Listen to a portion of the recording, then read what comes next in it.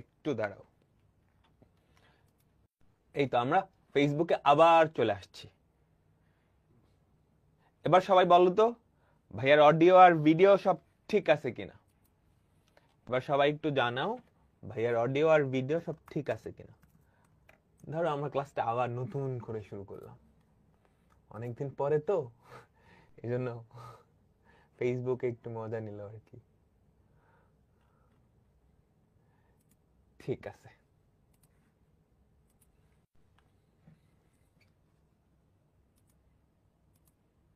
ওকে, এখন সব ক্লিয়ার তাই না?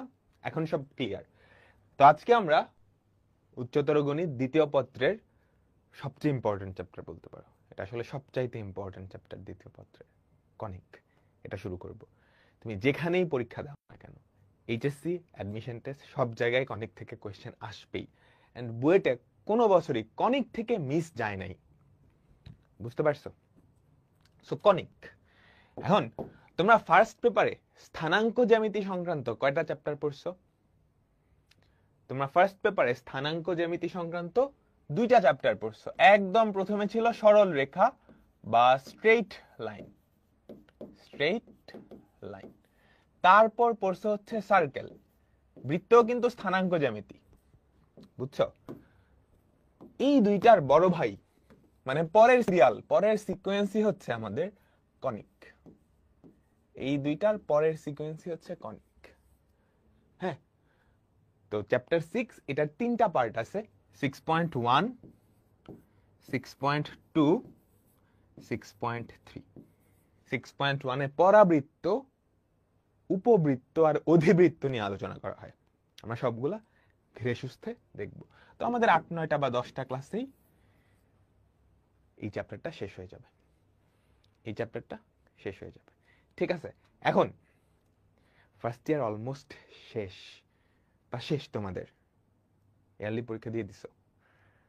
হ্যাঁ, এখন অনেকের একটু সেন্স হবে যে ভাইয়া পড়াশোনা তো ফাঁকিবাজি করছি, এটা এখন বুঝতে পারতেছি। রেজাল্টে হাফ ইয়ারলির যে রেজাল্ট, সেখানে সেটা থেকে একটু ক্লিয়ার হবে। অনেকে অনেকে ধাক্কা খাবা, অনেকে বুঝতে পারবা যে পড়াশোনায় গ্যাপ হয়ে গেছে। এখন 1 বছর তো চলে গেছে, কি করব? আচ্ছা, 1 বছর চলে গেছে, ফাইন, আরো 1 বছর কিন্তু আছে, তাই না? আরো 1 বছর আছে না? আরো 1 বছর আছে।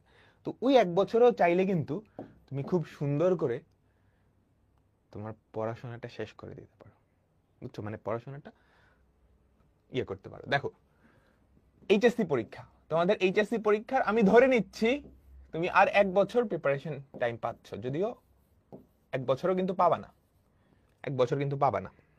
ঠিক আছে, তুমি চিন্তা করতে পারো 10 মাস, 10 মান্থ। এই 10 মাসে তুমি এখন পুরো সিলেবাসটা শেষ করা লাগবে। আমি ধরে নিচ্ছি তুমি কিছু পড়ো নাই। ওকে, এখন বোর্ড পরীক্ষায়, হ্যাঁ, বোর্ড পরীক্ষায় কিন্তু অত কঠিন কোয়েশ্চেন আসে না, কিছু স্পেসিফিক জায়গা থেকেই কোয়েশ্চেন আসে। যে টপিকগুলো বোর্ডে বারে বারে রিপিট হয়, সেখান থেকেই দেখবা পরবর্তী বছর আবার কোয়েশ্চেন চলে আসে। আর একটা কথা মনে রাখতে হবে, তোমাদের কিন্তু ফুল সিলেবাস, শর্ট সিলেবাস না। তো যাদের 1 বছর পুরা গ্যাপ হয়ে গেছে, তোমরা এখন সব অত ডিটেলসে বা অনেক কঠিন কঠিন টপিক পড়তে যাও না, বুঝছো? ডিটেলসে পড়ো ঠিক আছে, বাট কঠিন, বেশি কঠিন টপিক পড়তে যাও না। আমরা কিন্তু সাইকেলে বেশি কঠিন টপিকও পড়াবো, কিন্তু বলে দিব যে এটা বেশি কঠিন টপিক, এটা ইঞ্জিনিয়ারিং অ্যাডমিশনের জন্য। সো তোমার যদি 1 ইয়ার গ্যাপ চলে থাকে, তাহলে ওই কঠিন টপিকটা জাস্ট স্কিপ করে যাবা, জাস্ট স্কিপ করে যাবা। তো এই 10 মাসে কি করবা? তোমার কয়টা চ্যাপ্টার আছে? হায়ার ম্যাথসে ফার্স্ট পেপারে 20টা, 10টা, সেকেন্ড পেপারে 10টা, তাহলে টোটাল হচ্ছে 20টা চ্যাপ্টার। তো তোমার প্রথম টার্গেট থাকবে এই 20টা চ্যাপ্টার থেকে তুমি কি কোনোটা স্কিপ করতে পারো, যেটা পড়বাই না। এরকম কিন্তু করা যায়। তোমাদের বিভাগ থাকে, ক বিভাগ, খ বিভাগ। ত্রিকোণমিতি থেকে এতগুলো অ্যান্সার দিতে হয়, ম্যাট্রিক্স নির্ণায়ক, সরল রেখা, বৃত্ত থেকে এতগুলো অ্যান্সার দিতে হয়, তাই না? সো ওই কোয়েশ্চেনটা, বোর্ড কোয়েশ্চেনটা খেয়াল করবা, তারপর দেখবা যে কোনো চ্যাপ্টার যদি একদম স্কিপ দেওয়া যায়, সেটা তুমি দিতে পারো, কিন্তু আমি সাজেস্ট করব না। এখন 1 বছর সময় আছে, তুমি চাইলে পুরোটা কভার করতে পারবা। তুমি প্রত্যেকটা চ্যাপ্টারের সারাংশ কিংবা যে ইম্পর্টেন্ট টপিকগুলো বোর্ডের জন্য ওগুলা কিন্তু খুব ইজিলি কভার করে ফেলা সম্ভব। তাড়াতাড়ি ম্যাট্রিক্স নির্ণয় শেষ করো, ভেক্টর না পারলে শেষ করো। বুঝতে পারছো? ভেক্টর তো তুমি যদি ডিটেইলস ক্লাস করতে যাও তোমার সময় থাকলে অবশ্যই করবা, কিন্তু না থাকলে ওয়ান শট ক্লাস করেই ডান। কেন? কারণ ভেক্টর ফিজিক্সে পড়ছো। ঠিক আছে, তো এখন তোমার টার্গেট যারা গ্যাপ হয়ে গেছে, জাস্ট বোর্ডে যে অঙ্কগুলা বারবার আসছে, যে টপিকগুলা বারবার আসছে সেগুলা পড়া। ক্লাসের মধ্যে দেখলেই তুমি অঙ্কের মধ্যেই দেখবা যে একটা অঙ্ক বারে বারে বোর্ডে আসছে, তার মানে ওইটা ইম্পর্টেন্ট, ওগুলা করবা। ঠিক আছে, বুঝতে পারলাম? তো এখন সাজেশন হচ্ছে, এখনো তুমি কোনো চ্যাপ্টার স্কিপ করার প্ল্যান করিও না।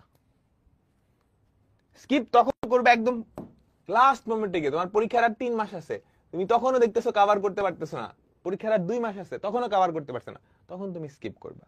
বাট এখনো যথেষ্ট সময় আছে, জাস্ট একটা জিনিস মাথায় রাখবা, যারা ফার্স্ট ইয়ারে ফাঁকিবাজি করছো তোমরা কিছুটা সময় নষ্ট করে ফেলছো। ওই নষ্ট করার জন্য একটু কি করা লাগবে, এখন বেশি এফোর্ট দিতে হবে। যে সারা বছর পড়াশোনা করছে একদম শুরু থেকে, সে যদি এখন রেগুলারলি 6 ঘন্টা পড়ে, তোমাকে একটু হলেও বেশি এফোর্ট দেওয়া লাগবে, 7 ঘন্টা 8 ঘন্টা। ঠিক আছে ভাই, আর্কাইভ থেকে ক্লাস করেছি, লাইভ করতে হবে না। আর্কাইভ বা লাইভ যে কোনো এক জায়গা থেকে করলেই হবে, তবে সাজেস্টেড হচ্ছে এই বছরের ক্লাসটা, 26 ব্যাচের ক্লাসটা, বুঝছো? কারণ প্রতি বছর আমরা ক্লাসগুলো আপডেট করি। ওকে, শুরু করতেছি আমরা। দেখো তো, একটা দ্বিঘাত সমীকরণ, এই দ্বিঘাত সমীকরণের বৃত্ত হওয়ার শর্ত তোমাদের কি মনে আছে? দেখো, একটা দ্বিঘাত সমীকরণে কি কি পদ থাকতে পারে? এক্স স্কোয়ার থাকতে পারে, ওয়াই স্কোয়ার থাকতে পারে, এক্স ওয়াই থাকতে পারে, এক্স থাকতে পারে, ওয়াই থাকতে পারে, সি থাকতে পারে। দুইটা চলক সংক্রান্ত, দুইটা চলক বিশিষ্ট দ্বিঘাত সমীকরণে এই কয়টা পদের বাইরে আর কোনো পদ থাকতে পারবে না, তাহলে সেটা ত্রিঘাত হয়ে যাবে, তাই না? আমাকে বলো, দুই চলক বিশিষ্ট দ্বিঘাত সমীকরণে এই পদের বাইরে আর কিছু থাকতে পারে না। এক্স স্কোয়ার থাকতে পারবে, ওয়াই স্কোয়ার থাকতে পারে, এক্স ওয়াই থাকতে পারে, এক্স ওয়াই আর ধ্রুবক পদ। এখন এই যে দ্বিঘাত সমীকরণটা, এই দ্বিঘাত সমীকরণটা বৃত্ত হওয়ার শর্ত কি ছিল? এক্স স্কোয়ার আর ওয়াই স্কোয়ারের সহগ সমান হওয়া লাগবে এবং অশূন্য হওয়া লাগবে, সমান এবং অশূন্য। অর্থাৎ এক্স স্কোয়ার আর ওয়াই স্কোয়ার এই দুইটা পদের সহগ সমান এবং অশূন্য, শূন্য না, এই একটা শর্ত। আরেকটা শর্ত হচ্ছে এক্স ওয়াই যুক্ত কোনো পদ থাকবে না, অর্থাৎ এক্স ওয়াই যুক্ত পদের সহগ শূন্য, ক্লিয়ার? আমাকে বলো, সবাই কি ক্লিয়ার? একটা দ্বিঘাত সমীকরণ, দেখো এই দ্বিঘাত সমীকরণটা বৃত্ত হওয়ার শর্ত, এক্স স্কোয়ার আর ওয়াই স্কোয়ারের সহগ সমান এবং অশূন্য হওয়া লাগবে, এক্স ওয়াই যুক্ত পদের সহগ শূন্য, তাই না? আচ্ছা, ঠিক আছে, ডান। এখন এই যে দ্বিঘাত সমীকরণটা, এটা একটা নির্দিষ্ট শর্ত মানলে বৃত্ত হয়, তার মানে এটা তো বৃত্ত ছাড়া আরো জিনিসপত্র হইতে পারে, তাই না? তাই তো, এটা বৃত্ত ছাড়া আরো বেশ কয়েকটা জিনিস হতে পারে। সেই জিনিসগুলা কি কি আমি একটু সুন্দর করে লিখি। এই যে দ্বিঘাত সমীকরণটা, এটা কি কি হইতে পারে? প্রথমত বৃত্ত হতে পারে, সার্কেল বা বৃত্ত, আমি বাংলা দিয়েই লিখি, সার্কেল বা বৃত্ত। দ্বিতীয়ত যেটা হতে পারে পরাবৃত্ত। তৃতীয়ত যেটা হতে পারে সেটাকে বলা হয় উপবৃত্ত। এরপর যেটা হতে পারে সেটাকে বলা হয় অধিবৃত্ত। তারপর যেটা হতে পারে জোড়া সরল রেখা। সবাই একটু লিখে নাও, একটা দ্বিঘাত সমীকরণ, একটা দুই চলক বিশিষ্ট দ্বিঘাত সমীকরণ এই জিনিসগুলা নির্দেশ করতে পারে। একটা দুই চলক বিশিষ্ট দ্বিঘাত সমীকরণ এই জিনিসগুলা নির্দেশ করতে পারে। এই যে জিনিসগুলা, এই সবাইকেই একসাথে বলা হয় কনিক। সবাইকেই একসাথে বলা হয় কনিক। কিন্তু বৃত্ত আমরা আলাদা চ্যাপ্টার পড়ছি, জোড়া সরল রেখা, সরল রেখা আমরা আলাদা চ্যাপ্টার পড়ছি। জোড়া সরল রেখা মানে দুইটা সরল রেখা। তো তোমাদের বইয়ে কনিক বলতে মূলত এই তিনটাকে বোঝানো হয়, পরাবৃত্ত, উপবৃত্ত, অধিবৃত্ত। পরাবৃত্ত, উপবৃত্ত, অধিবৃত্ত। ঠিক আছে? Circle, parabola, ellipse, hyperbola, pair of straight lines. বুঝছো? এটা হচ্ছে আমাদের সার্কেল। ইংলিশ টার্মগুলো তোমরা জেনে রাখো, অনেকগুলো অ্যাডমিশন টেস্টে কোশ্চেন কিন্তু ইংলিশে হয়। সার্কেল, প্যারাবোলা, ইলিপস, হাইপারবোলা,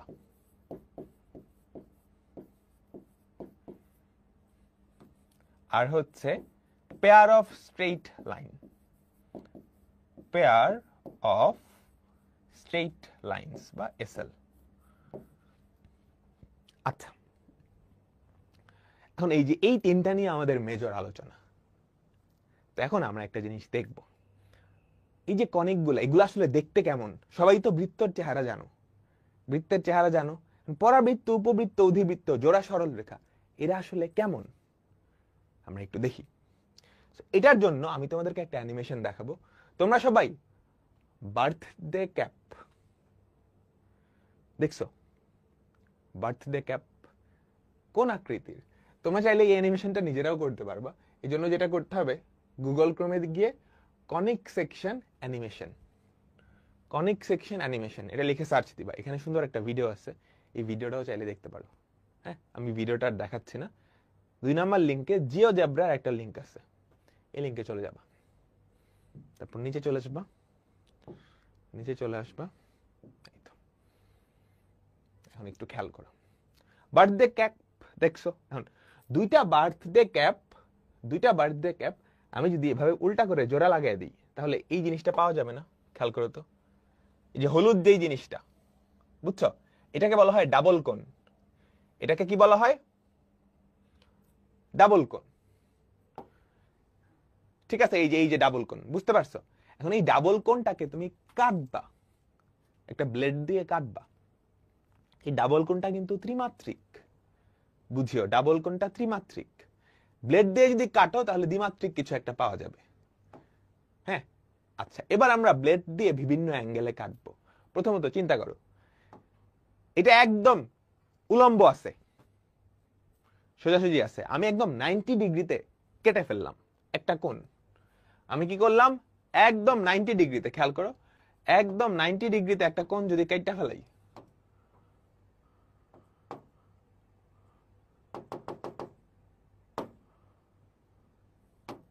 একটু দাঁড়াও, আমি যদি এক রোটেশনটা কেমনে চেঞ্জ করে, এখানে দিয়ে চেঞ্জ করে, দেখো আমি কি করলাম? একদম 90 ডিগ্রিতে একটা কোণ এমনি কেটে ফেলাইছি, বুঝছো? তাহলে আমাদের এই যে কোণক, এর যে এক পাশটা খুলে যাবে না, ওই পাশটা দেখতে কি একটা কেমন লাগবে বলো তো? এই যে সেটা কিরকম লাগতেছে দেখতে আমাকে বলো তো? এটা দেখতে কিরকম লাগতেছে? এটা একটা বৃত্ত। এটা কি হলো? একটা বৃত্ত। তাহলে এই যে একটা ডাবল কোণ, হ্যাঁ, একটা ডাবল কোণ, সেটাকে আমি যদি ঠিক এমনে খাড়া করে রাখছি, ভূমির সমান্তরালে ব্লেড দিয়ে কেটে ফেললাম, তাহলে যেই শেপটা পাওয়া যাবে, যেই শেপটা উন্মুক্ত হবে, সেটা একটা বৃত্ত। কি পাওয়া গেল? সেটা একটা বৃত্ত। আচ্ছা, ঠিক আছে, এবার আসি, 90 ডিগ্রিতে কাটবো না, একটু আড়াআড়ি করে কাটবো। আড়াআড়ি করে কাটবো যাতে করে, একটু আড়াআড়ি করে কাটছি, বুঝতে পারছো?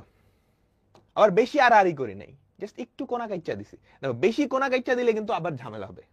একটু জাস্ট আর করে দিছি।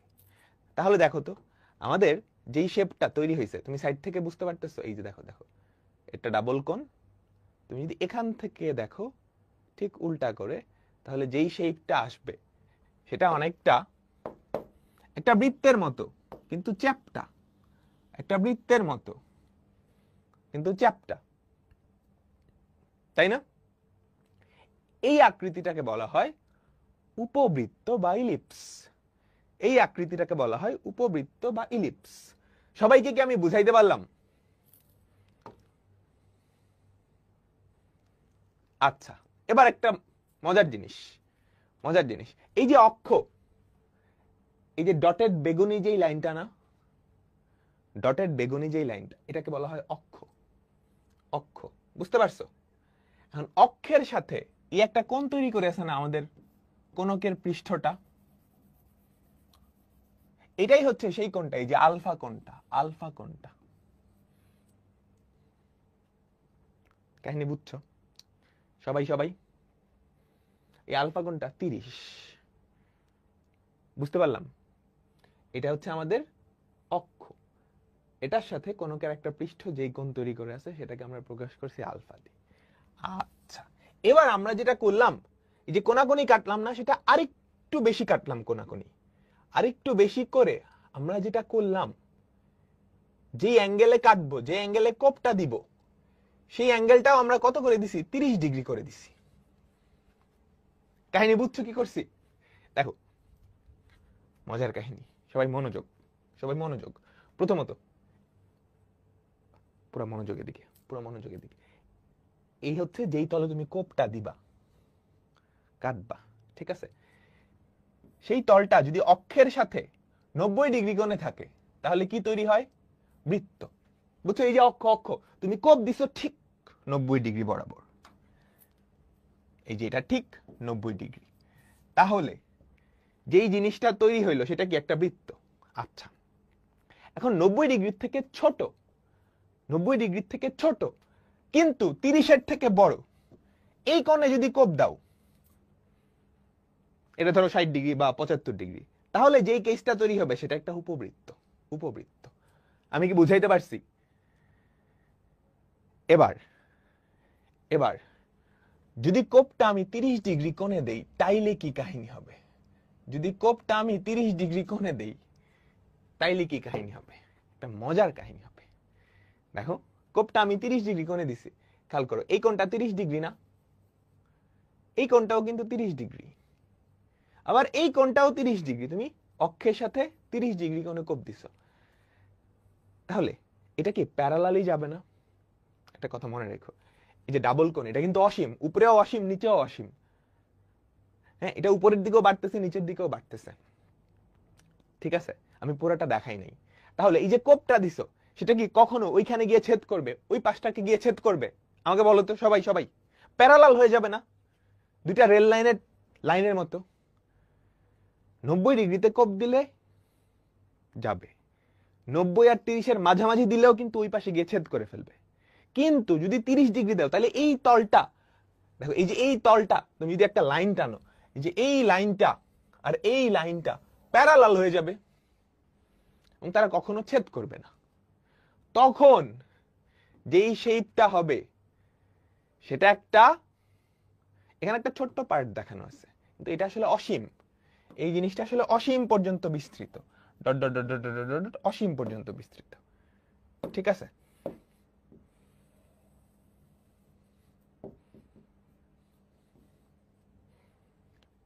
বুঝাইতে পারলাম? এইটাকে বলা হয় পরাবৃত্ত বা প্যারাবোলা। পরাবৃত্ত বা প্যারাবোলা। আমি কি বুঝাইতে পারছি? আচ্ছা, এবার চিন্তা করো তো,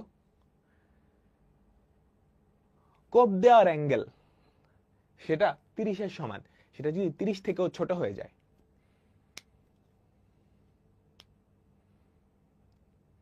সেটা যদি 30 থেকে ছোট হয়ে যায়, তাইলে যেই কোপটা দিছো সেটা দুইটা তলকেই ছেদ করবে না, দুইটা কোণকেই ছেদ করবে না? দেখো, এটা কিন্তু দুইটা কোণকেই ছেদ করবে, তাই না? উপরেও নিচে এই তলটা, এটা হচ্ছে কোপ দেওয়ার তল। এই কোপ দেওয়ার তল অক্ষের সাথে যদি 30 থেকেও কম কোণ তৈরি করে, তখন যে আকৃতিটা আসবে সেটা দেখতে এরকম না? এটাও কিন্তু অসীম, দুই দিকেই অসীম। যদি এখানে দেখাচ্ছে সসীম, কিন্তু আমাদের কোণটা তো অসীম পর্যন্ত বিস্তৃত, সো এটাও নিচের দিকে অসীম যাবে, এটাও নিচের দিকে অসীম যাবে। এইটাকে বলা হয় হাইপারবোলা বা অধিবৃত্ত। এটাকে কি বলা হয়? হাইপারবোলা বা অধিবৃত্ত। ঠিক আছে, বুঝাইতে পারলাম? এইবার 20-এ কোপ দিলে, হ্যাঁ 20 ডিগ্রিতে কোপ দিলেও এটা হবে। এইবার 0 ডিগ্রিতে কোপ দিলা, তাইলে চিন্তা করো একদম অক্ষ বরাবর ঠিক ঠাস করে কোপটা দেওয়া হবে না? এটা যদি ডাবল কোণ হয়, চিন্তা করো আমার কাছে ডাবল কোণ নাই, ওকে একদম ঠিক মাঝখান দিয়ে কোপটা দেওয়া হবে। তাহলে দেখো তো কাহিনীটা কি হয়। তাহলে আমাকে বলতে পারবা, একটু নিজে বলো তো কি হবে? কি হবে? ঠিক মাঝখান দিয়ে মানে কি? ঠিক এই বরাবর দিব। এই বরাবর যদি কোপটা দেই, তাহলে তখন আলফার রোটেশন, এই যে এই কোণটা কত হয়ে যাবে? 0 না? এই কোণটা কত হয়ে যাবে? এই কোণটা কত হয়ে যাবে আমাকে বলো তো? এই যে দেখছো কোন বরাবর কোপ দিছি? একদম একদম মাঝামাঝি। এবার যেই শেপটা হবে আমাকে বলো তো এই শেপটা কেমন হবে? আমি একটু দেখাই। এই শেপটা আসলে কেমন আসতেছে খেয়াল করে দেখো। এই আর এই দুইটা সরল রেখা অসীম পর্যন্ত বিস্তৃত। তখন যেই শেপটা পাওয়া যাবে সেটাকে বলা হয় জোড়া সরল রেখা। বুঝতে পারছি? তাহলে ব্যাপারটা হচ্ছে, প্রথমত একটা ডাবল কোণ আছে,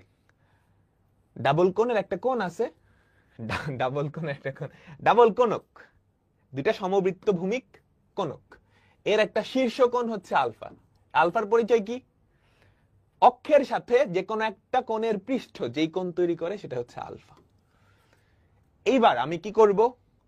এই ডাবল কোণটাকে ব্লেড দিয়ে কাটবো। ব্লেড দিয়ে কাটা মানে হচ্ছে একটা তল দিয়ে কাটা, একটা তল ছেদ করানো, একটা দ্বিমাত্রিক তল। এই যে নীল কালারের যেটা সেটা কি একটা দ্বিমাত্রিক তল না? একটা দ্বিমাত্রিক তল আর এই কোণকের ছেদবিন্দুগুলা নিয়ে যেই সঞ্চার পথ সেটাই কনিক না? বলো। এই যে দ্বিমাত্রিক তল আর এই ডাবল কোণ, তাদের ছেদবিন্দুগুলা নিয়ে যেই সঞ্চার পথ, তোমরা সবাই সঞ্চার পথ পড়ছো, সেটাই তো কনিক, তাই না? এগুলো কিন্তু পরীক্ষায় আসবে না। দেখো এগুলা পরীক্ষায় আসবে না, আমি তোমাদেরকে জাস্ট ভিজুয়ালাইজেশনটা শেখাচ্ছি। মজা আছে, তোমাদের বই এগুলো লেখা আছে খুব সুন্দর করে, কিন্তু বইয়ের মধ্যে ওই 2D তে বইয়ের পৃষ্ঠায় অ্যানিমেশন গুলো দেওয়া আছে, ওখান থেকে খুব ভালো বোঝা যায় না। তাহলে বুঝতে পারছো? তাহলে দেখো তো, যে একটা তল আর একটা ডাবল কোণ, তাদের ছেদবিন্দু গুলা নিয়ে যেই সঞ্চার পথটা সেটাই কনিক। এখন এই তলটা, যেই তল দিয়ে তুমি কোপ দিতেছো বা যেই তলের সাথে ডাবল কোণের ছেদবিন্দু নিতেছো, সেই তলের সাথে অক্ষের কোণের উপরে ডিপেন্ড করে কি কনিক তৈরি হতে পারে সেটা ভ্যারি করবে। বুঝছো? যদি আমাদের কোণকটার শীর্ষ কোণ হয় আলফা, মনে রাখবা, যদি আমাদের কোণকটার শীর্ষ কোণ অর্থাৎ এইটা আলফা হয়, তাহলে আমরা বলতে পারি, যদি তুমি 90 ডিগ্রিতে কোপ দাও, অর্থাৎ নীল তলটা অক্ষের সাথে 90 ডিগ্রিতে থাকে, তাহলে বৃত্ত।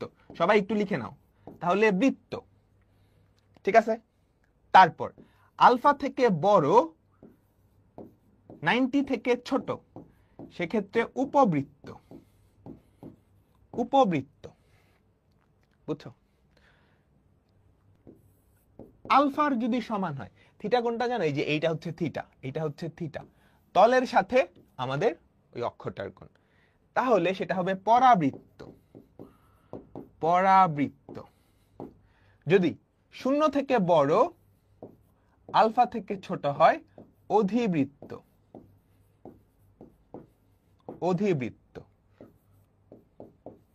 যদি 90 হয় সেক্ষেত্রে জোড়া সরল রেখা। আমি কি বুঝাইতে পারছি? এখন মজার ব্যাপার হচ্ছে, এখান থেকে পরীক্ষায় কিছু আসবে না। জোড়া সরল রেখা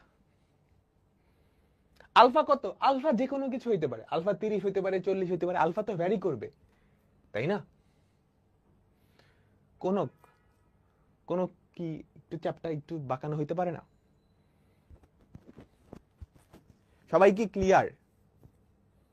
সরি এটা 99, এটা 99, এটা 0।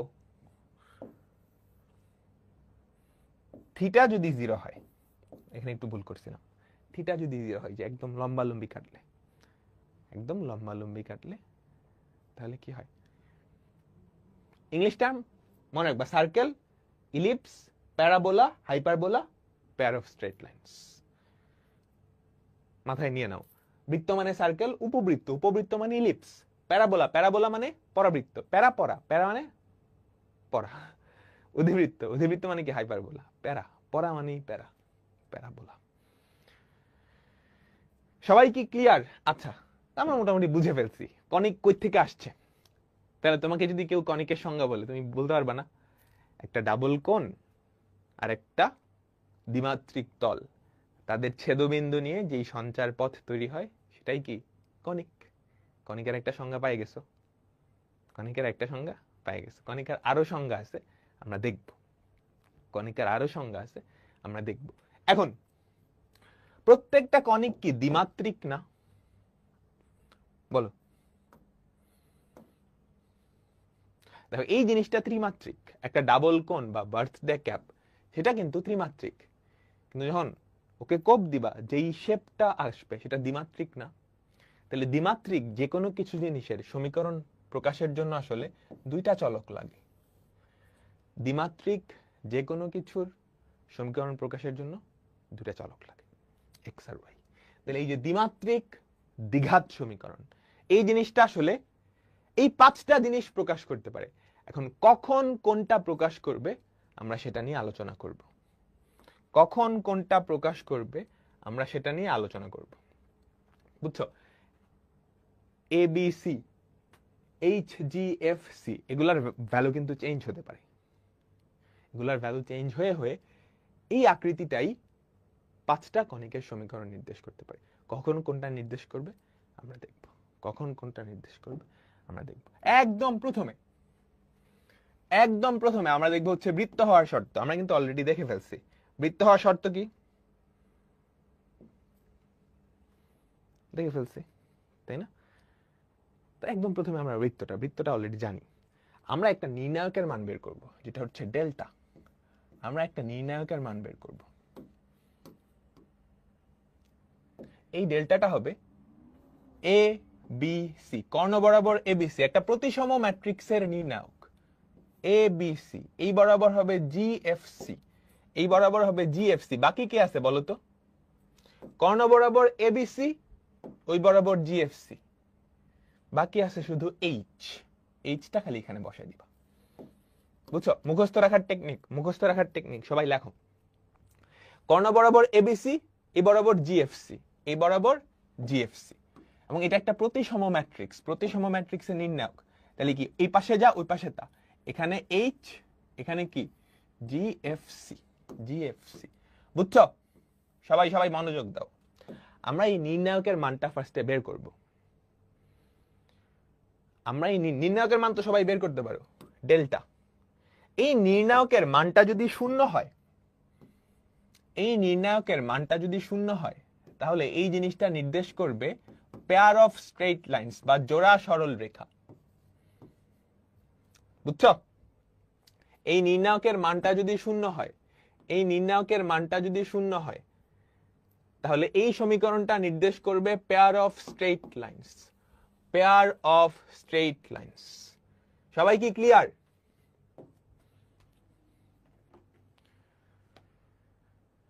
নির্ণায়কটা বুঝো নাই? দেখো, সহগগুলা এক্স স্কোয়ারের সহগ, ওয়াই স্কোয়ারের সহগ, এই সবগুলা সহগগুলা নিয়ে একটা নির্ণায়ক হবে। সেই নির্ণায়কটা দেখতে কেমন এটা মুখস্থ রাখবা। মনে রাখবা কেমনে? এটা একটা প্রতিসম ম্যাট্রিক্সের নির্ণায়ক। কর্ণ বরাবর থাকবে এবিসি, এই বরাবর জিএফসি, বাকি কে আছে শুধু এইচ। এইচটা এখানে বসে যাবে। যেহেতু প্রতিসম ম্যাট্রিক্স, তুমি উপরের পার্ট যদি বানাইতে পারো, তারপর নিচের পার্ট কি জাস্ট বিম্ব নিয়ে নিলেই হয়, সিমিলার। এভাবে মুখস্থ রাখবা। যদি এটার ভ্যালু 0 হয়, তাহলে পেয়ার অফ স্ট্রেট লাইনস। তোমার প্রশ্ন আসে না, ভাই জোড়া সরল রেখার ইকুয়েশন কেমনে এটা হয়? আচ্ছা, একটু মনোযোগ দাও তো। 3x plus 2y plus 4 equals to 0। এটা একটা সরল রেখা না? এটা একটা সরল রেখার ইকুয়েশন। এটাও একটা সরল রেখার ইকুয়েশন। এই দুইটা তুমি যদি গুণ করে দাও, বুঝছো, এই দুইটা যদি গুণ করে দাও, 3x plus 2y plus 4 into x minus 2y plus 4 equals to 0। বলো তো আমি লাস্টের লাইনে যেটা লিখছি এটার মানে কি? এটার মানে কি?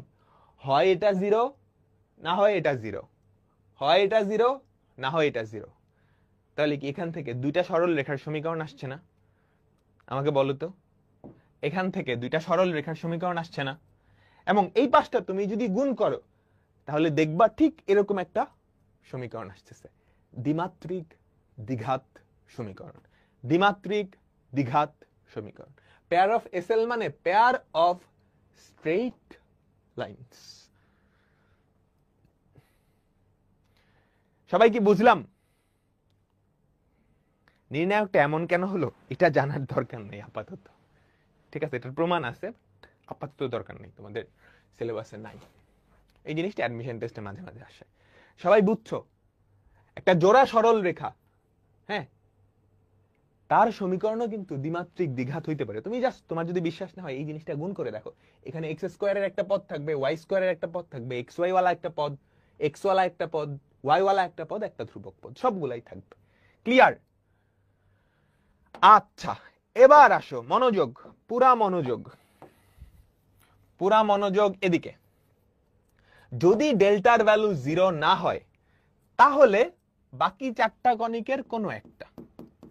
যদি ডেল্টার ভ্যালু নট ইকুয়ালস টু 0 হয় তাহলে বাকি চারটা কণিকের কোন একটা। এখন বাকি চারটা কণিকের কোনটা কোনটা সেটার জন্য আরেকটা চেক করা লাগবে, সেটার জন্য আরেকটা চেক করা লাগবে।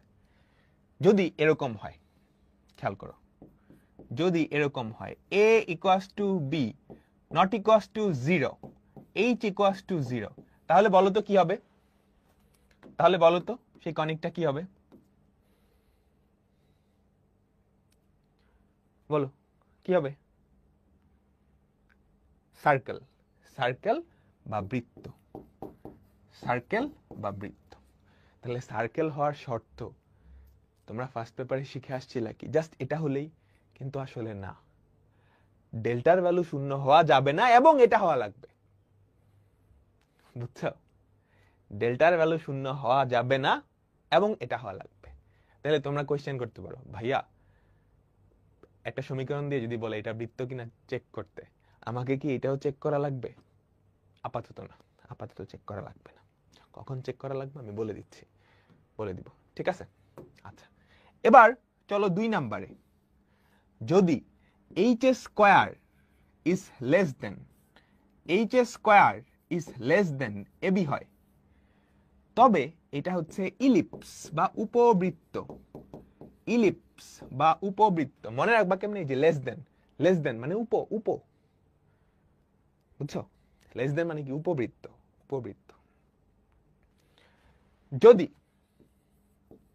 h স্কয়ারের ভ্যালু ab এর সমান হয় তবে পরাবৃত্ত বা প্যারাবোলা, পরাবৃত্ত বা প্যারাবোলা।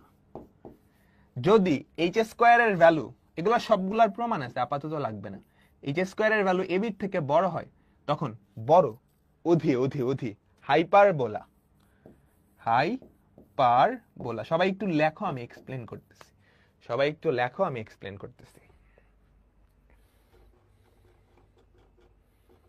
বুঝছো? সবাই একটু লেখো, আমি এক্সপ্লেন করতেছি।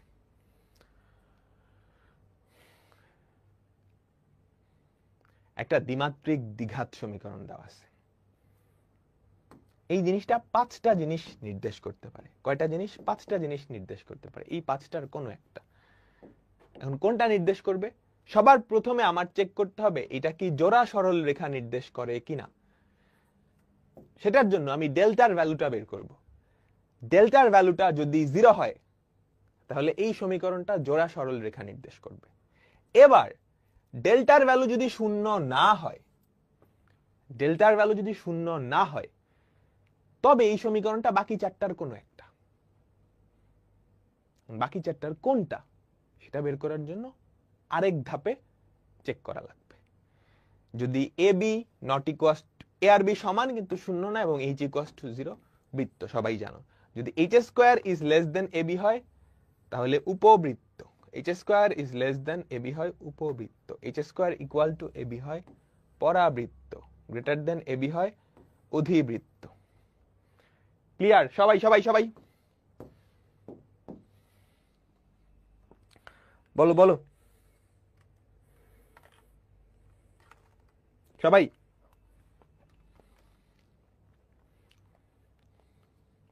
না, চ্যাপ্টারটা হার্ড না, বুঝছো? তুমি একবার বুঝে ফেললে এটা অনেক মজা লাগবে। আমি এখানে সামারিটা লিখে দিছি।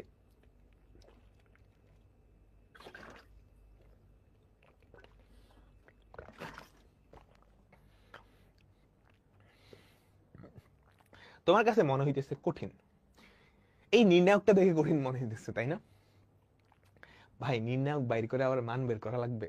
তোমার হাতে তো ক্যালকুলেটর আছে, তুমি ক্যালকুলেটর দিয়ে চেক করা লাগবে, চেক করতেই তো পারো, তাই না? আচ্ছা, তাও প্যারা লাগবে।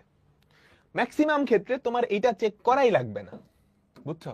ম্যাক্সিমাম ক্ষেত্রে এই নির্ণায়কটার মান চেক করাই লাগবে না। ধরো তোমাকে একটা এমসিকিউ, ওইগুলো এমসিকিউতে আসে, একটা সমীকরণ দিয়ে বললো এই যে এরকম একটা সমীকরণ দিয়ে বললো এই সমীকরণটা কি নির্দেশ করে। তুমি অপশনে খেয়াল করো, অপশনে কি জোড়া সরল রেখা আছে? আছে। তাহলে ডেল্টার ভ্যালু চেক করা লাগবে। ডেল্টার ভ্যালু তো শূন্য না, ওর বুঝেই যাচ্ছে, কারণ শূন্য হলে জোড়া সরল রেখা, শূন্য না হলে এই চারটার কোনো একটা। অপশনে যেহেতু এই চারটাই আছে, তাহলে ডেল্টার ভ্যালু শূন্য না। তুমি কি করবা? তুমি জাস্ট এইচ স্কোয়ার আর এবির সম্পর্ক দেখবা। এটা কি বৃত্ত? না, দেখেই বোঝা যাচ্ছে এটা কিন্তু বৃত্তও না, এ আর বি না। এবার তুমি এইচ স্কোয়ার আর এবি এই দুইটার সম্পর্ক বের করবা। এইচ স্কোয়ার আর এবি, যদি H square less than AB হয় উপবৃত্ত, ইকুয়াল হলে পরাবৃত্ত, গ্রেটার দেন হলে অধিবৃত্ত। বলো এইচ এর ভ্যালু কত? আমাকে বলো তো, এইচ এর ভ্যালু কত? শূন্য। এইচ এর ভ্যালু হচ্ছে, খেয়াল করে দেখো, এই যে এক্স ওয়াই এর সহগ ভাগ 2। এইচ মানে কি? এইচ মানে কি? এক্স ওয়াই এর সহগ, এক্স ওয়াই এর সহগ ভাগ 2। এবি কি? এক্স স্কোয়ারের সহগ, এক্স স্কোয়ারের সহগ আর ওয়াই স্কোয়ারের সহগ। তাহলে এ কত, বি কত? আমাকে বলো তো। এ হচ্ছে 3, খবরদার বি এর মান কিন্তু কত? -4 না, বি এর মান কিন্তু -4 না। তুমি আদর্শ আকৃতির সাথে তুলনা করবা, আদর্শ আকৃতিতে সবকিছু বাম পাশে, আদর্শ আকৃতিতে সবকিছু বাম পাশে, তুমি সবকিছু বাম পাশে নিয়ে আসো। 3x square plus 4y square minus 12। এবার তুলনা করো, এর মান 3, বি এর মান 4। তাহলে বলো তো এইচ স্কোয়ার কত? 0, এবি কত? 12। যদিও আমি ডিটেলসে লিখতেছি, তোমার ডিটেলসে লাগবে, তুমি তো এখান থেকে বুঝতেছো এইচ স্কোয়ারের ভ্যালু এবির থেকে ছোট, এইচ স্কোয়ারের ভ্যালু এবির থেকে ছোট। তো এইচ স্কোয়ার যদি এবির থেকে ছোট হয় কি নির্দেশ করবে? উপবৃত্ত, উপবৃত্ত। তাহলে কঠিন কি হইল? এইচ কিভাবে বের করে? এক্স ওয়াই এর সহগকে 2 দিয়ে ভাগ। খেয়াল করো, মনোযোগ মনোযোগ মনোযোগ। এইচ মানে কি? এক্স ওয়াই এর সহগ, এক্স ওয়াই এর সহগকে 2 দিয়ে ভাগ। এ বি কি? এ হচ্ছে এক্স স্কোয়ারের সহগ, বি কি? ওয়াই স্কোয়ারের সহগ। ক্লিয়ার? বুঝছো? এখানে এক্স ওয়াই এর সহগ তো 0, তাহলে 0কে 2 দিয়ে ভাগ করলে তো 0ই। 2 দিয়ে ভাগ কেন? এই যে এখানে খেলা, আদর্শ ইকুয়েশনটা দেখতে এরকম, 2hx 2gx। বৃত্তের ক্ষেত্রে জি বাইর করার সময় কি করতা? এক্স এর সহগকে 2 দিয়ে ভাগ। সার্কেলের শর্ত মানতেছে এ আর বি সমান, সার্কেলের শর্ত কি? এ আর বি সমান, এইচ এর ভ্যালু 0। তাহলে সার্কেলের শর্ত কেমনে মানে? বলো। সেম ভাবে আরেকটা ইকুয়েশন বলো তো, ডেল্টা চেক করার দরকার আছে? ডেল্টা চেক করার দরকার আছে? না, তুমি কিন্তু মুখে মুখে পারবা। এ এর ভ্যালু 1, বি এর ভ্যালু 0, এ বি 0, এইচ এর ভ্যালু এক্স ওয়াই এর সহগ নাই, এইচ এর ভ্যালু 0, তাহলে এইচ স্কয়ার এর ভ্যালু 0, এইচ স্কয়ার সমান এবি, এইচ স্কয়ার সমান এবি, তাহলে এটা কি? তাহলে এটা কি? পরাবৃত্ত। তোমার কি হাতিমার্কা ক্যালকুলেশন করা লাগবে না? তুমি যদি সুন্দর করে লিখতে চাও এইচ এর ভ্যালু 0, এ এর ভ্যালু 1, বি এর ভ্যালু 0, তাহলে এইচ স্কয়ার এটার ভ্যালু 0, এ বি এর ভ্যালু 0। এখন তোমরা জিজ্ঞেস করতেই পারো, ভাই এই যে এইচ স্কয়ার মাইনাস এটার ভ্যালু 0 হইলে কেন পরাবৃত্ত হয়, কেন উপবৃত্ত হয়, কেন অধিবৃত্ত হয়? আসতেছি আসতেছি। সবাই বুঝছো? আমরা পরেরটাই যাই। সবাই একটু করো তো এটা, সবাই একটু করো। ও সেম জিনিস দুইবার চলে আসছে কি না? সেম জিনিস দুইবার চলে আসেনি। বলো এটা কি হবে?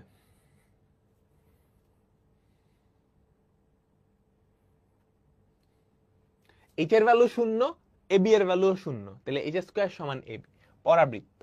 তুমি কিন্তু 1 নাম্বার পেয়ে গেছো বোর্ড পরীক্ষায়। এখান থেকে একটা এমসিকিউ থাকবেই থাকবে। প্যাচ লাগতেছে? শুরুতে লাগতে পারে, একটু ঠান্ডা মাথায় ভাবলেই ঠিক হয়ে যাবে, একটু ঠান্ডা মাথায় ভাবলেই ঠিক হয়ে যাবে। মজার একটা জিনিস, বলো তো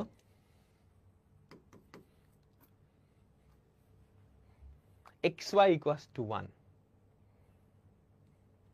হ্যাঁ? এত তাড়াতাড়ি আনসার দিয়ে ফেললা? এটা কি তোমরা কেমিস্ট্রিতে পড়ছো বা ফিজিক্সে পড়ছো?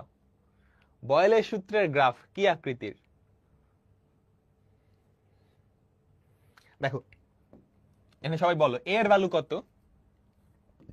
এ এর ভ্যালু কত? 0, বি এর ভ্যালু কত? 0, এইচ এর ভ্যালু কত? এইচ এর ভ্যালু কত? বলো এইচ এর ভ্যালু কত? এক্স ওয়াই এর সহগকে 2 দিয়ে ভাগ, এক্স ওয়াই এর সহগকে 2 দিয়ে ভাগ, হাফ। তাহলে এইচ স্কয়ার এর ভ্যালু কত? 1/4, সেটা অবশ্যই 0 থেকে বড়। এইচ স্কয়ার এর ভ্যালু এ বি থেকে বড়, এইচ স্কয়ার এর ভ্যালু এ বি থেকে বড় হলে সেটা কি বলতো? অধিবৃত্ত, হাইপারবোলা। হাইপারবোলা। দেখো এক্স আর ওয়াই দুজনে কিন্তু চলক। তোমরা ফিজিক্সেও পড়ছো, কেমিস্ট্রিতেও পড়ছো। বয়েলের সূত্রের গ্রাফ আয়তাকার অধিবৃত্ত, হাইপারবোলা, তাই না? পি আর ভি যেখানে চলক থাকতো। কেন অধিবৃত্ত সেটা এতক্ষণে গিয়ে বুঝছো, এত দিনে এসে বুঝছো, মাত্র বুঝলাম।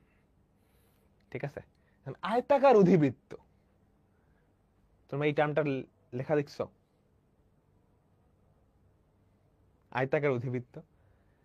আয়তাকার অধিবৃত্ত কেন সেটা আমরা একটু পরে শিখবো, অধিবৃত্ত শিখার সময়, অধিবৃত্ত শিখার সময়। বলো এটা পারবা? এই যে এখানে এসে ধরা খেয়ে গেছো। অপশনে জোড়া সরল রেখা আছে, তার মানে এবার তোমাকে ডেল্টা চেক করতেই হবে। এবার প্রথম কাজ হচ্ছে ডেল্টার ভ্যালু চেক করা। হ্যাঁ, তোমার প্রথম কাজ হচ্ছে ডেল্টার ভ্যালু চেক করা। বুঝাইতে পারলাম? তো ডেল্টার ভ্যালু চেক করো সবাই।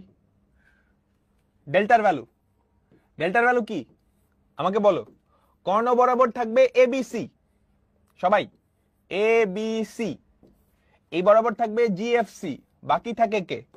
বাকি থাকে কে? H, H, GFC. ঠিক আছে, সবাই বুঝছো? ওকে, ডান। এখন তুমি ভ্যালুগুলা বসাবা। তোমাদের সুবিধার জন্য আমি এটা লিখছি, আমার কিন্তু এটা লেখাও দরকার হইতো না, তোমাদেরও দরকার হবে না। ডেল্টার ভ্যালু, এর ভ্যালু কত? এক্স স্কয়ারের সহগ। বি এর ভ্যালু কত? ওয়াই স্কয়ারের সহগ। সি এর ভ্যালু কত? ধ্রুবক পদ 141। এবার চলো জিএফসি। জি, জি কি? জি কি বলতো? এক্স এর সহগকে 2 দিয়ে ভাগ করলে যেটা হয়, এক্স এর সহগকে 2 দিয়ে ভাগ করলে কত হয়? 1। এফ কি? ওয়াই এর সহগকে 2 দিয়ে ভাগ করলে কত হয়? 2। এখানে কি এইচ, এইচ কি এক্স ওয়াই এর সহগকে 2 দিয়ে ভাগ করলে যেটা হয়, এক্স ওয়াই এর সহগকে 2 দিয়ে ভাগ করলে যেটা হয়। তো উপরের পার্ট হয়ে গেছে, এটা একটা প্রতিসম নির্ণয় করা লাগবে 2, এখানে কি 1, এখানে কি 2। আমাকে দেখে বলো তো এই নির্ণায়কটার মান কি 0? তোমার কি ক্যালকুলেটর লাগবে? তোমার কি ক্যালকুলেটর লাগবে, না ক্যালকুলেটর ছাড়াই বলে দিতে পারবা? ক্যালকুলেটর লাগবে নাকি ক্যালকুলেটর ছাড়াই? ক্যালকুলেটর ছাড়াই কিন্তু তুমি বলে দিতে পারতেছো এই সারি সমান, বা এই সারি সমান, এই কলাম সমান। দুইটা কলাম বা দুইটা সারি যদি সেম হয়ে যায়, সেই নির্ণায়কের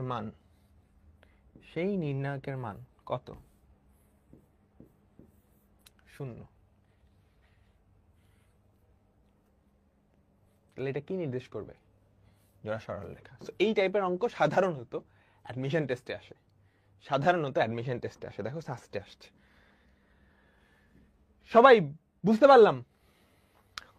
ওকে, কনিক কি এটা আমরা একটা ইনফর্মাল ডেফিনেশন শিখে ফেলছি।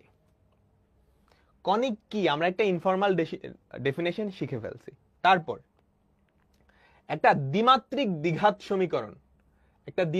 দ্বিঘাত সমীকরণ কি নির্দেশ করে? 5টা কনিকের কোন একটা। কখন কোনটা নির্দেশ করে সেটাও আমরা শিখে ফেললাম। এবার আসি কনিকের ফর্মাল ডেফিনেশনে। কনিকের ফর্মাল ডেফিনেশন কি? তোমরা বৃত্তের ফর্মাল ডেফিনেশন জানো? কনিকের আগে আমরা বৃত্ত কনিক মানে যে কোনো জ্যামিতিক আকৃতি আসলে কি একটা সঞ্চার পথ নির্দেশ করে। যে কোনো জ্যামিতিক আকৃতি একটা সঞ্চার পথ। কোন চলমান বিন্দুর সঞ্চার পথ যদি এরকম হয় যে একটা স্থির বিন্দু থেকে তার দূরত্ব সব সময় সমান, তাহলে ওই বিন্দুর সঞ্চার পথকে বলা হয় বৃত্ত। একটা বিন্দুর চলার পথ যদি এরকম হয়, একটা স্থির বিন্দু থেকে ওই চলমান বিন্দুর দূরত্ব, ওই স্থির বিন্দু থেকে চলমান বিন্দুর দূরত্ব সমান, তাহলে ওই চলমান বিন্দুগুলার সেট নিয়ে যেই পথ, সেটাকে বলা হয় বৃত্ত, তাই না? এবং এই যে শর্ত ওপি সমান আর, এটা লিখলেই কি এই বৃত্তটার সমীকরণও পাওয়া যায় না? বলো তো।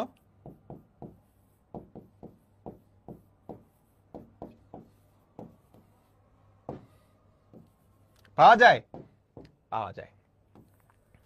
এবার আসো দেখি কনিকের সংজ্ঞা কি।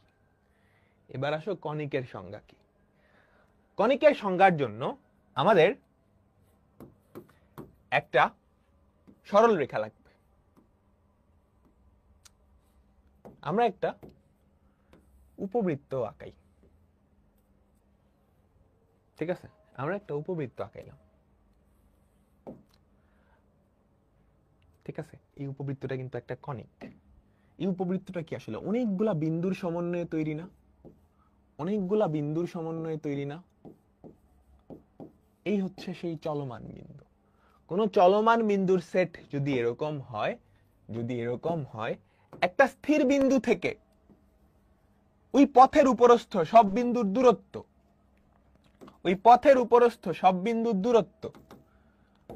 ঠিক আছে, অর্থাৎ এই দূরত্ব আর ওই বিন্দু থেকে একটা সরল রেখার দূরত্ব, এই দুইটার অনুপাত সর্বদা ফিক্সড। কাহিনী বুঝছো? তখন সেই সঞ্চার পথকে বলা হয় কনিক। আবারও বলি, এখানে কনিক কোনটা? এই যে এটা এই উপবৃত্তটা। এটা আসলে কি অনেকগুলা বিন্দু সমন্বয়ে তৈরি না? তাহলে একটা বিন্দুর চলার পথ, এই বিন্দুটার চলার পথ কখন কনিক হবে? যদি কোনো বিন্দুর চলার পথ এই শর্তটা মানে একটা স্থির বিন্দু থেকে এর দূরত্ব আর তার থেকে একটা সরল রেখার দূরত্ব, এই দুইটার অনুপাত সর্বদা ধ্রুবক। তার মানে এটা আর এটা, এই দুইটার অনুপাতও সেম ভাবে এখান থেকে এটার দূরত্ব আর এই বিন্দু থেকে এই রেখার দূরত্ব, এই দুইটার অনুপাত সেম। তুমি যে কোনো বিন্দু নাও না কেন, যে কোনো বিন্দু নাও না কেন সবার ক্ষেত্রেই সেম, তখন সেটাকে কনিক বলা হয়।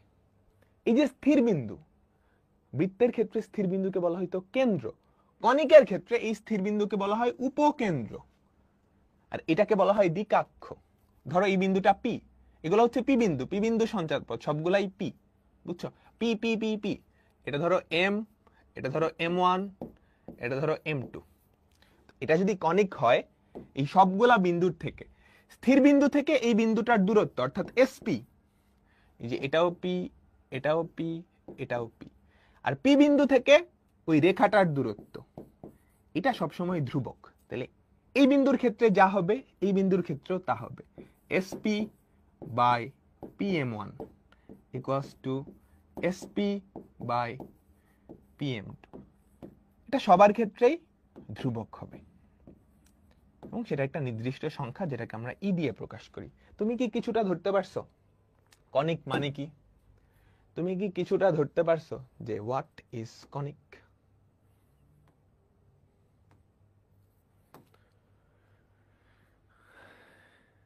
আবারও বলি, কোন বিন্দুর সঞ্চার পথ যদি এরকম হয়, একটা স্থির বিন্দু থেকে ওই বিন্দুটার দূরত্ব এবং ওই বিন্দু থেকে একটা নির্দিষ্ট সরল রেখার দূরত্ব, এই দুইটার অনুপাত সবার ক্ষেত্রে সমান, এই যে এটা বাই এটা, আবার এটা বাই এটা, আবার এটা বাই এটা, সবগুলাই সমান হয়, তখন এই যে সঞ্চার পথ, এই বিন্দুটা সঞ্চার পথকে বলা হয় কনিক। ঠিক আছে ঠিক আছে ঠিক আছে। আর ওই যে স্থির বিন্দুটা, এই স্থির বিন্দুটাকে বলা হয় উপকেন্দ্র বা ফোকাস। এই স্থির বিন্দুটাকে বলা হয় উপকেন্দ্র বা ফোকাস। আর এই যে রেখা, একটা নির্দিষ্ট রেখা না, এটাকে বলা হয় দ্বিকাক্ষ রেখা। এটাকে কি বলে? দ্বিকাক্ষ রেখা। ঠিক আছে, আচ্ছা আমরা আরেকটা কনিক দেখি তো।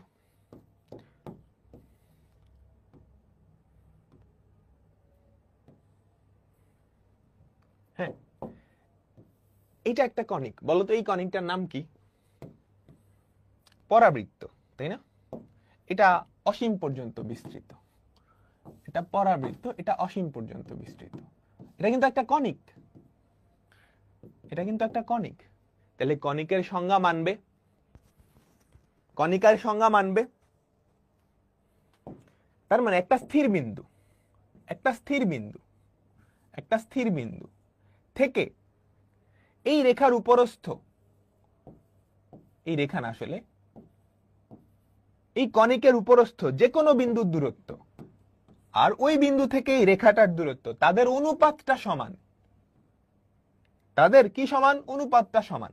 কাহিনী বুঝছো? এই সবার ক্ষেত্রে এসপি বাই পিএম,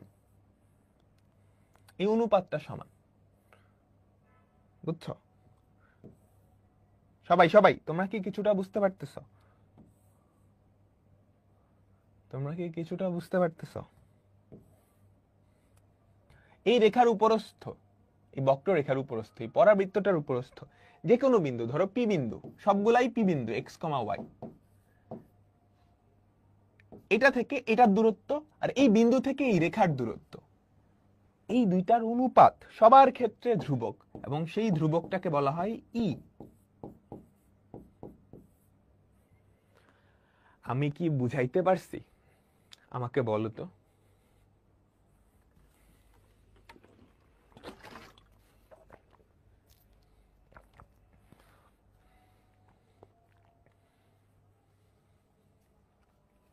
এটাকে বলা হয় উপকেন্দ্র,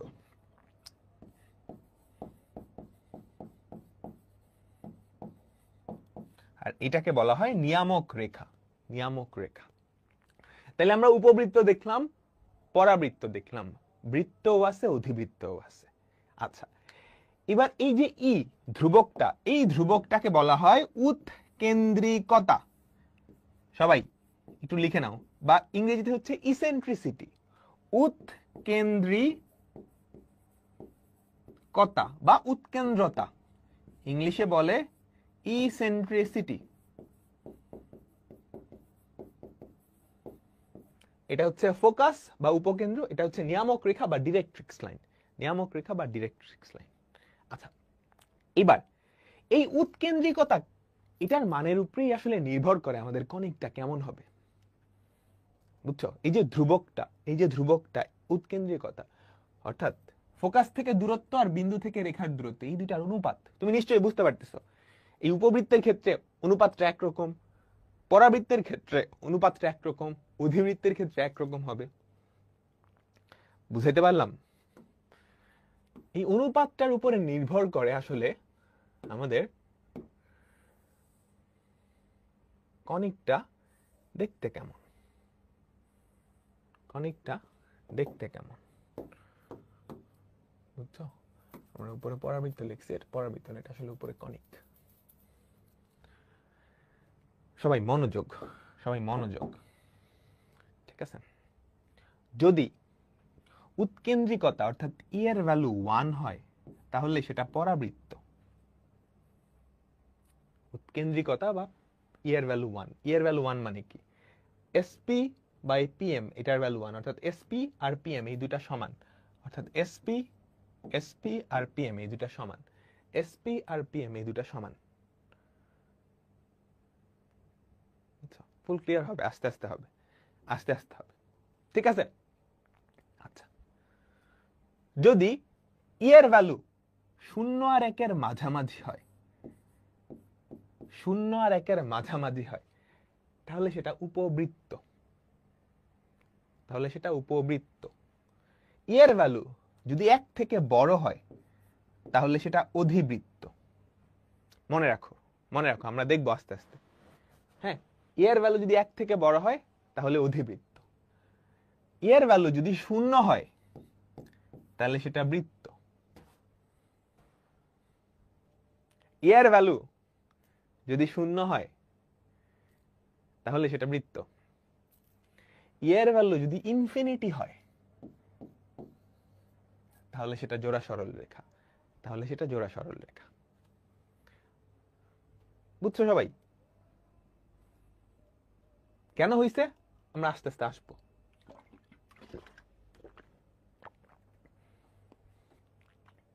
অনুপাত 0 কেমনে হয়? আসতেছে আসতেছে আসতেছে আসতেছে। তুমি একটু দেখে আমাকে এটা বলো তো, পরাবৃত্তের ক্ষেত্রে ই এর ভ্যালু 1, এটা তোমরা বুঝছো, বোঝা যায়। ই এর ভ্যালু যদি 1 হয় তাহলে এসপি আর পিএম সমান, অর্থাৎ এস থেকে পি এর দূরত্ব আর পি বিন্দু থেকে রেখার দূরত্ব, ফোকাস থেকে এটার দূরত্ব আর এটা সমান, এটা আর এটা সমান, এটা আর এটা সমান। চিত্র দেখে কিন্তু বোঝা যাইতেছে। এরকম ভাবে কন্টিনিউ করলে এটা কন্টিনিউ হবে। ডান। উপবৃত্তের ক্ষেত্রে ই এর ভ্যালু 1 থেকে ছোট, 0 থেকে বড়, 1 থেকে ছোট, 1 থেকে ছোট, তাই না? তাহলে এসপির ভ্যালু পিএম থেকে ছোট, এসপির ভ্যালু পিএম থেকে ছোট। দেখে কি বুঝতে পারতেছো? এই যে এসপির ভ্যালু পিএম থেকে যে ছোট, তুমি যেখানেই যাও না কেন এসপির ভ্যালু পিএম থেকে ছোট, এসপির ভ্যালু পিএম থেকে ছোট, এসপির ভ্যালু পিএম থেকে ছোট। অধিবৃত্তটাও বোঝা যাবে। এইবার বৃত্তের উৎকেন্দ্রতা 0 কেমনে, তাই না? একটা কোশ্চেন আসতে পারে না, বৃত্তের উৎকেন্দ্রতা 0 কেমনে? বলো, বৃত্তের তো উপকেন্দ্র নাই, বৃত্তের ক্ষেত্রে স্থির বিন্দুটা কি? বৃত্তের ক্ষেত্রে স্থির বিন্দুটা কেন্দ্র না? আমাকে বলো তো, বৃত্তের ক্ষেত্রে স্থির বিন্দুটা কেন্দ্র। এখন পি বিন্দুটা যেখানেই হোক এসপি কিন্তু ধ্রুবক, তাই না? আমাকে বলো, পি বিন্দুটা যেখানেই হোক এসপির ভ্যালু ধরো 1 বা 5 ব্যাসার্ধ। এখন আমার কথা হচ্ছে, এটা যদি কনিক হওয়া লাগে আমাকে একটা দিকাক্ষ লাগবে না? একটা সরল রেখা লাগবে, দিকাক্ষ। এটাকে বলা হয় দিকাক্ষ। এই যে এই রেখাটা, এই রেখাটা দিকাক্ষ বা নিয়ামক রেখা বা ডিরেক্ট্রিক্স লাইন। কনিকের শর্ত হচ্ছে এটা থেকে এইটার দূরত্ব আর এই থেকে এটার দূরত্ব, এই দুইটার অনুপাত সমান হওয়া লাগবে, অনুপাত সমান হওয়া লাগবে। তাহলে এই ক্ষেত্রে এটা বাই এটা আর এটা বাই এটা, এই দুইটার অনুপাত তো সমান হওয়া লাগবে, তাই না? বলতো, অনুপাত তো সমান হওয়া লাগবে। কিন্তু একটা কাহিনী হয়ে গেছে, তুমি দেখতেছো এটার ব্যাসার্ধ আর এটার ব্যাসার্ধ আর। এখন এই দুটার অনুপাত জীবনেও সমান হবে? জীবনেও সমান হবে?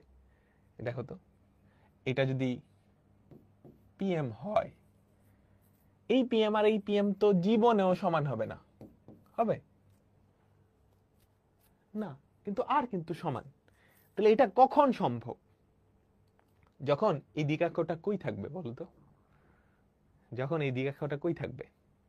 দ্বিকাক্ষটা যদি অসীম দূরে থাকে, দ্বিকাক্ষটা যদি অসীম দূরে থাকে, বুঝছো, একদম ইনফিনিটি, সেক্ষেত্রে আমাদের বলতো উৎকেন্দ্রিকতা কত? এটার ক্ষেত্রে এসপির ভ্যালু আর, পিএম কত? এটা কিন্তু অসীম দূরে আছে, ইনফিনিটি, অসীম দূরে আছে। তাহলে আর বাই ইনফিনিটি কত? 0। এটার ক্ষেত্রেও 0, ওটার ক্ষেত্রেও 0। কাহিনী বুঝছো? বৃত্ত একটা বিশেষ ধরনের কণিক, বৃত্ত একটা বিশেষ ধরনের কণিক। সবাই কি বুঝছো?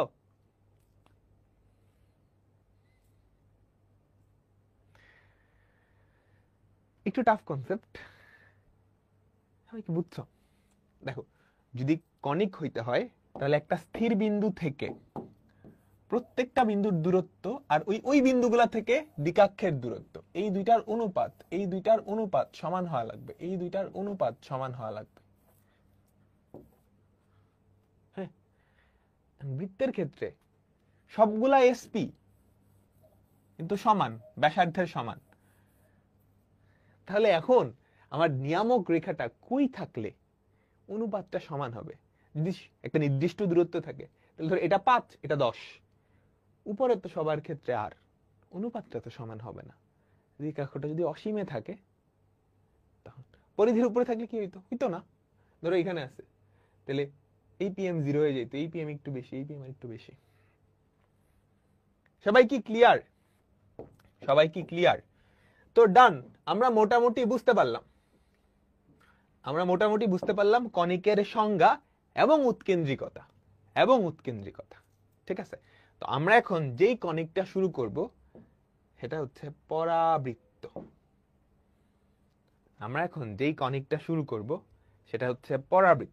সবাই বলো তো, পরাবৃত্তের উৎকেন্দ্রিকতা কত? সবাই আমাকে বলো, পরাবৃত্তের উৎকেন্দ্রিকতা কত? 1, তাই না?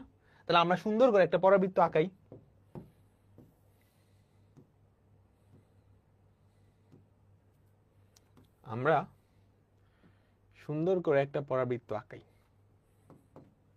ঠিক আছে?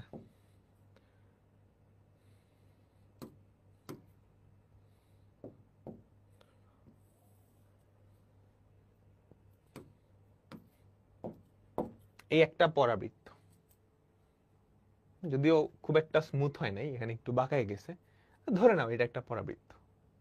হ্যাঁ, এই পরাবৃত্তের উপকেন্দ্র বা ফোকাস হচ্ছে এখানে। তাহলে বলো তো নিয়ামক রেখাটা কই হবে?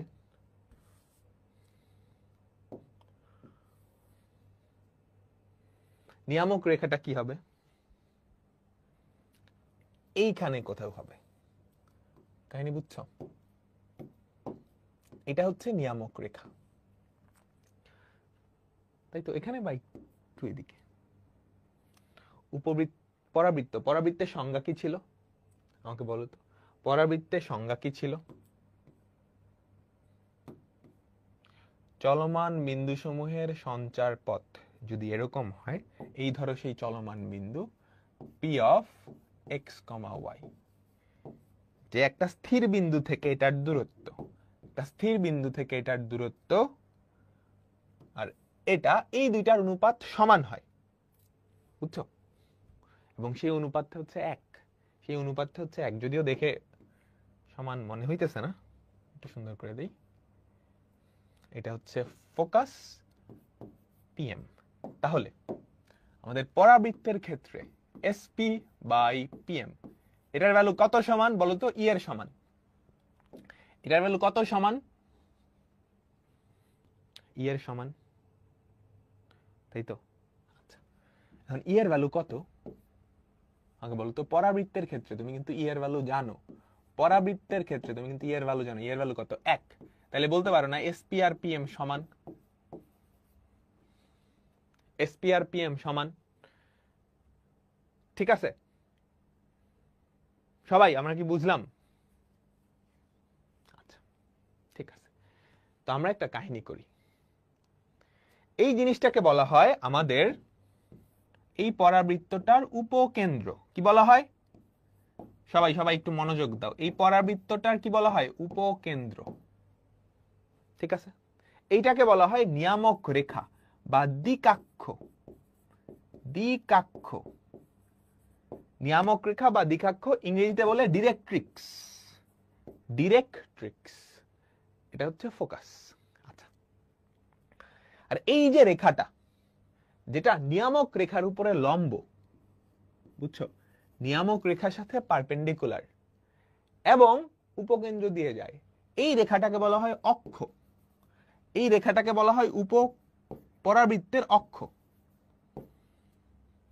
আমরা কিছু নাম টাম শিখতেছি। কি বলা হয়? অক্ষ। মজার ব্যাপার হচ্ছে অক্ষের সাপেক্ষে আমাদের পরাবৃত্তটা প্রতিসম। পরাবৃত্তের উপরে যেমন, পরাবৃত্তের নিচেও তেমন। এই সাইডটা যেমন, এই সাইডটা তেমন। দিকাক্ষ কি বোঝায়? দিকাক্ষ ওই যে ওই নির্দিষ্ট রেখাটা। কণিকের সংজ্ঞাই কি ছিল? একটা স্থির বিন্দু থেকে চলমান বিন্দুর দূরত্ব, আর ওই চলমান বিন্দু থেকে একটা নির্দিষ্ট রেখার দূরত্ব, এই দুইটা অনুপাত সমান, তখন তাকে কণিক বলা হবে। ওই স্থির বিন্দুটাকে বলা হয় উপকেন্দ্র, ওই রেখাটাকে বলা হয় দিকাক্ষ। আচ্ছা, ওই দিকাক্ষের উপরে লম্ব এবং উপকেন্দ্র দিয়ে যায়, এই রেখাটাকে বলা হয় এই পরাবৃত্তের অক্ষ। অক্ষের সাপেক্ষে আমাদের পরাবৃত্তটা প্রতিসম। ঠিক আছে?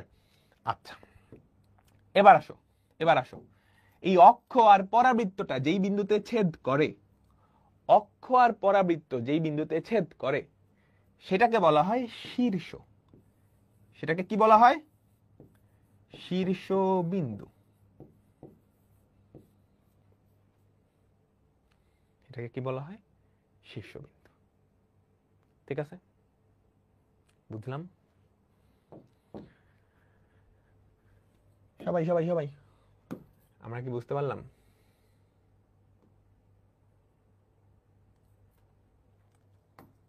আচ্ছা, এই যে উপকেন্দ্র, উপকেন্দ্রের উপরে তুমি যদি একটা লম্ব টানো, উপকেন্দ্রে অক্ষের উপরে যদি একটা লম্ব টানো, বুঝছো, উপকেন্দ্রে অক্ষের উপরে তুমি যদি একটা লম্ব টানো, উপকেন্দ্রে অক্ষের উপরে যদি তুমি একটা লম্ব টানো, সেটাকে বলা হয় উপকেন্দ্রিক লম্ব। সেটাকে বলা হয় উপকেন্দ্রিক।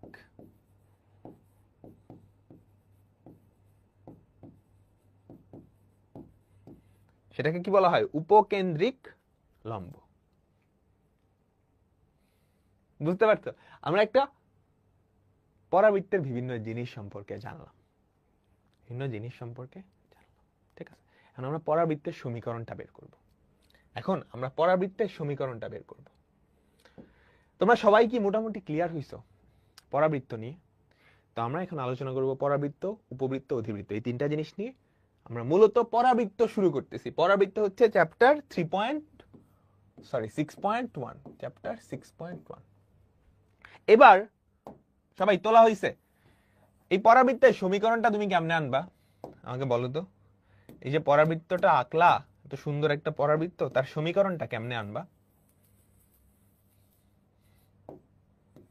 বলো তো?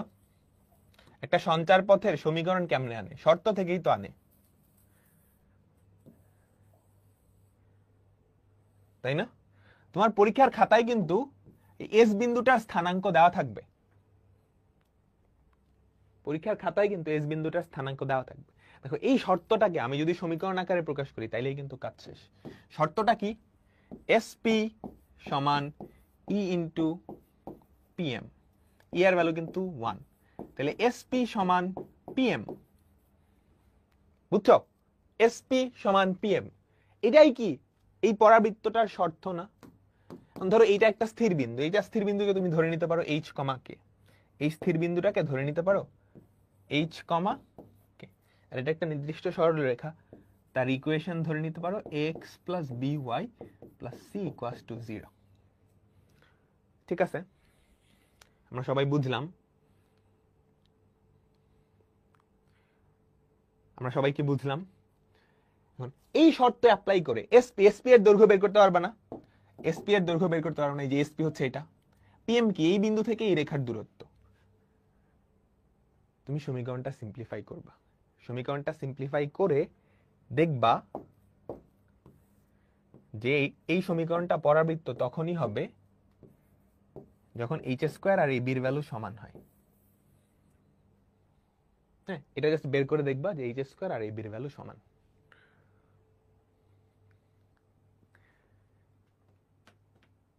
ঠিক আছে? আচ্ছা, এটা যদি উপবৃত্ত হইতো তাহলে ই এর ভ্যালু 0 আর 1 এর মাঝামাঝি না? কথা বুঝো, আমি পুরোটা করতে বলতেছি না, জাস্ট এখন আমি তোমাকে জানাচ্ছি যে এই যে শর্তগুলো আসছে, এটা হলে বৃত্ত, এটা হলে পরাবৃত্ত, এটা হলে উপবৃত্ত, এটা হলে অধিবৃত্ত, কই থেকে আসছে? আসমান থেকে আসছে এই শর্তগুলা? না, এই শর্তগুলো তুমি এখান থেকে নিয়ে আসতে পারবা, এই শর্তগুলো তুমি এখান থেকে নিয়ে আসতে পারবা। তুমি যদি ই এর ভ্যালু 1, দেখো তুমি খেয়াল করো, এটা কিন্তু যে কোনো কণিকের শর্ত, অর্থাৎ SP equals to E into PM, এটা কিন্তু যে কোনো কণিকের শর্ত। ই এর ভ্যালু যদি 1 হয় তাহলে যেই সমীকরণটা আসবে সেটা পরাবৃত্ত, এবং তুমি দেখবা পরাবৃত্তের ইকুয়েশন এই শর্ত মানতেছে। যদি ই এর ভ্যালু 0 থেকে 1 এর মাঝামাঝি হয়, ধরো ই এর ভ্যালু হাফ, ই এর ভ্যালু তুমি হাফ ধরে সমীকরণটা নিয়ে আসলা, সেক্ষেত্রে দেখবা H square is less than AB. যদি ই এর ভ্যালু 1 থেকে বড় হয়, সেক্ষেত্রে দেখবা সমীকরণটা এনে এইচ স্কোয়ারের ভ্যালু এবির থেকে বড়। তো কেউ যদি চাও এই শর্তগুলা কই থেকে আসছে তুমি নিয়ে আসতে পারবা, তুমি নিয়ে আসতে পারবা। ঠিক আছে?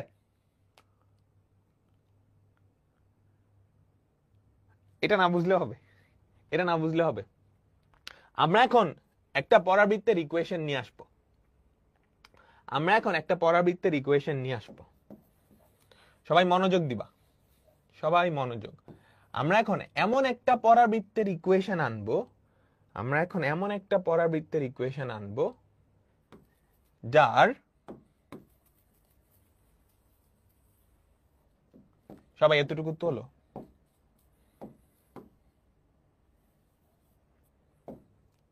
পুরো মনোযোগে দিয়ে দাও। ঠিক আছে? পুরো মনোযোগে দিয়ে দাও। আমরা এখন এমন একটা পরাবৃত্তের ইকুয়েশন আনবো যার শীর্ষবিন্দু হচ্ছে মূল বিন্দুতে, যার শীর্ষবিন্দু মূল বিন্দুতে, এবং আমি ধরে নিলাম এই ডিসটেন্সটা হচ্ছে এ। এই ডিসটেন্সটা কত বলো তো? এ। তাহলে আমাকে বলতে পারবা এই ডিসটেন্সটা কত? সবাই সবাই আমাকে একটু বলো। আমি এমন একটা পরাবৃত্তের ইকুয়েশন নিয়ে আসতে চাচ্ছি যার শীর্ষবিন্দু হচ্ছে মূল বিন্দুতে। একটু কমপ্লেক্স লাগবে জিনিসগুলা, নেক্সট ক্লাসে পুরাপুরি ক্লিয়ার হয়ে যাবে। নেক্সট ক্লাসে আমরা 4টা চিত্র দেখব, ওই 4টা চিত্রের মাধ্যমে পুরা পরাবৃত্ত তোমার মাথায় একদম ঢুকে যাবে। দেখো, এটা একটা পরাবৃত্ত, আমি এমন একটা পরাবৃত্তের ইকুয়েশন বের করতে যাচ্ছি যার শীর্ষবিন্দু কোথায়? মূল বিন্দুতে, এবং এই ডিসটেন্সটা হচ্ছে এ, এই ডিসটেন্সটা হচ্ছে এ। তাহলে আমাকে বলতে পারবা এই ডিসটেন্সটা কতটুকু?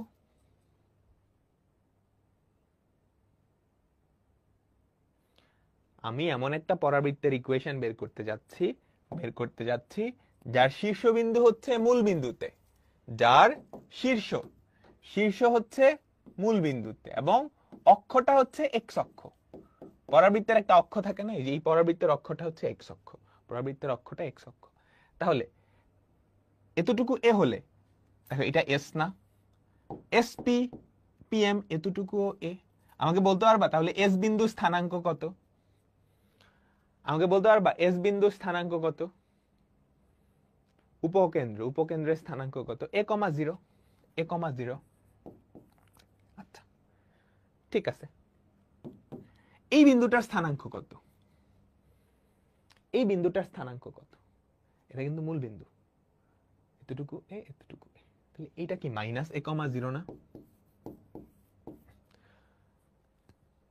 আমাকে এবার বলো দ্বিকাক্ষ, এটা কিন্তু দ্বিকাক্ষ, বুঝিও বুঝিও সবাই মনোযোগ। এই হচ্ছে পরাবৃত্ত যার শীর্ষ মূল বিন্দুতে প্রধান অক্ষ এক্স অক্ষ, উপকেন্দ্রের স্থানাঙ্ক আমরা বের করছি। বলতো দ্বিকাক্ষ তার ইকুয়েশন কি হবে? দ্বিকাক্ষ তার ইকুয়েশন কি হবে? দ্বিকাক্ষের ইকুয়েশন কি? এটা কিন্তু এক্স অক্ষের উপরে লম্ব, তার মানে ওয়াই অক্ষের সমান্তরাল। এক্স ইকুয়াস টু মাইনাস এ না, বা x plus A equals to 0, x plus A equals to 0। আচ্ছা ঠিক আছে, তাহলে আমি উপকেন্দ্রের স্থানাঙ্ক জানি, দ্বিকাক্ষটার সমীকরণ জানি। এই পরাবৃত্তটার সমীকরণ কি হবে বলো? এই পরাবৃত্তটার সমীকরণ কি হবে? SP equals to E into PM, এটাই তো কনিকের সমীকরণ। এই যে বৃত্তের সমীকরণ থেকে চিন্তা করো, বৃত্তের সমীকরণ কেমনে আসছে? সঞ্চার পথের শর্ত, সঞ্চার পথের শর্ত থেকেই কি সমীকরণটা আসছে না? এক্ষেত্রেও সেম। দ্বিকাক্ষ কেমনে? আমাদের কথা কি ছিল? উপকেন্দ্র থেকে একটা বিন্দুর দূরত্ব আর সেই বিন্দু থেকে দ্বিকাক্ষের দূরত্ব, এই দুইটা সমান। উপকেন্দ্র থেকে এই দূরত্বটা আমি বলে দিছি তোমাকে এ, তাহলে এখান থেকে এই দূরত্বটাও এ। তাই যদি হয় এই বিন্দুর স্থানাঙ্ক কত? মাইনাস এ কমা 0। এখন দ্বিকাক্ষ কিন্তু অক্ষের উপরে লম্ব, আমি বলে দিছি অক্ষটা এক্স অক্ষ, তাহলে দ্বিকাক্ষ ওয়াই অক্ষের সমান্তরাল। তো ওয়াই অক্ষের সমান্তরাল এবং এই বিন্দুগামী রেখার ইকুয়েশন কি? X plus A equals to 0। দেখো কনিক চ্যাপ্টারটা পড়ার জন্য তোমার সরল রেখার 3.5 অক্ষের সমান্তরাল সমীকরণ, সরল রেখার সমীকরণ, এই কনসেপ্টগুলো ভালো করে পড়া লাগবে। আচ্ছা ঠিক আছে, তাহলে আমাকে বলো তো এসপি, এসপি ডিসটেন্সটা কত? এসপি, এস হচ্ছে এ কমা 0, পি হচ্ছে এটা, তাহলে এসপি মানে হচ্ছে root over of x minus a whole square plus y minus 0 whole square. E এর ভ্যালু হচ্ছে 1 ইন্টু পিএম কি হবে বলো তো? পিএম কি হবে? পিএম পিএম পিএম পিএম কি হবে? সবাই আমার সাথে সাথে লেখো, কিছু না বুঝলেও লেখো, নেক্সট ক্লাসে ক্লিয়ার হবে। পিএম কি হবে বলো তো? পি বিন্দু থেকে দ্বিকাক্ষের উপর লম্ব দূরত্ব, তাই না? এতটুকু না এতটুকু না, পি বিন্দু থেকে দ্বিকাক্ষের উপর লম্ব দূরত্ব। এই বিন্দু থেকে একটা রেখার উপরে লম্ব দূরত্ব বের করতে পারো? মনে করে দেখো তো, মডুলাস অফ ওই যে ওই ফর্মুলাটা, X plus B Y plus C এর উপরে আলফা কমা বিটা থেকে লম্ব দূরত্ব কি? Modulus of A alpha plus B beta plus C by root over of A square plus B square, তাই তো? তাহলে এক্স এর জায়গায় কে বসবে? X C plus A divided by root over of 1 square plus 0 square. এই যে যেটা আসছে সেটাই এই পরাবৃত্তটার ইকুয়েশন। আমরা এখন এটাকে সিম্পলিফাই করব, আমরা এখন এটা সিম্পলিফাই করব। তোমরা সরল রেখা চ্যাপ্টারে সঞ্চার পথ এগুলো পড়ে আসছো, তুমি যদি বর্গ করে দাও x minus a whole square plus y square equals to x plus a তার হোল স্কোয়ার, সো তুমি যদি ভাঙাও x square minus 2x a x plus a square plus y square equals to x square plus 2x a x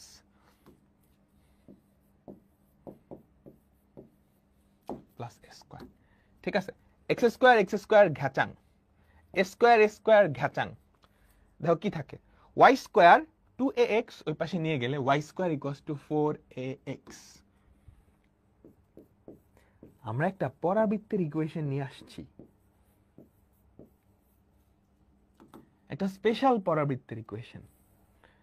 আমরা একটা পরাবৃত্তের equation নিয়ে আসছি, একটা special পরাবৃত্তের equation, যেই পরাবৃত্তটার শীর্ষবিন্দু মূল বিন্দুতে প্রধান অক্ষ মানে অক্ষটা এক্স অক্ষ বরাবর, শীর্ষ থেকে ফোকাসের দূরত্ব এ, তাই না? সবাই বুঝছো? এটা পরাবৃত্তের একটা স্ট্যান্ডার্ড ফর্ম, এটা পরাবৃত্তের একটা স্ট্যান্ডার্ড ফর্ম। এবং তোমাদের কোনো কনফিউশন আছে এই পর্যন্ত? একটু হার্ড লাগবে, নতুন কনিক পড়তেছো, নতুন কনিক পড়লে সবারই হার্ড লাগবে, বাট নেক্সট ক্লাসের পর আর হার্ড, একটু বেশি হার্ড লাগবে, কিন্তু চ্যাপ্টারটা শেষ হওয়ার পর আমি যেভাবে বলবো সেভাবে মনে রাখলে আর হার্ডই লাগবে না, আর হার্ড লাগবে না।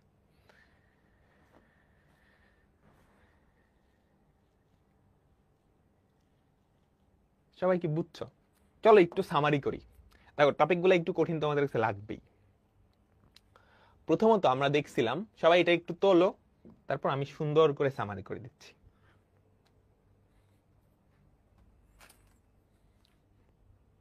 আচ্ছা, প্রথমত আমরা দেখছিলাম কনিক কি, একটা ডাবল কোণকে আমি যদি কাটি ব্লেড দিয়ে, তার মানে একটা ডাবল কোণ আর একটা সমতল, এই দুইটার ছেদবিন্দু নিয়ে যেই সঞ্চার পথ সেটাই কনিক। মনে রাখবা, সরল রেখা, বৃত্ত, কনিক সবগুলাকেই সঞ্চার পথ বলা হয়। যে কোনো বিন্দু চলার পথ, যেই আকৃতি তৈরি করে সেটাই সঞ্চার পথ। তাহলে জ্যামিতিক যত আকৃতি আছে সবগুলাই আসলে সঞ্চার পথ। তাহলে একটা ডাবল কোণ আর একটা সমতলের ছেদবিন্দু গুলা যেই সঞ্চার পথ তৈরি করে সেটা হচ্ছে কনিক। আমরা প্রথমে এটা বুঝলাম।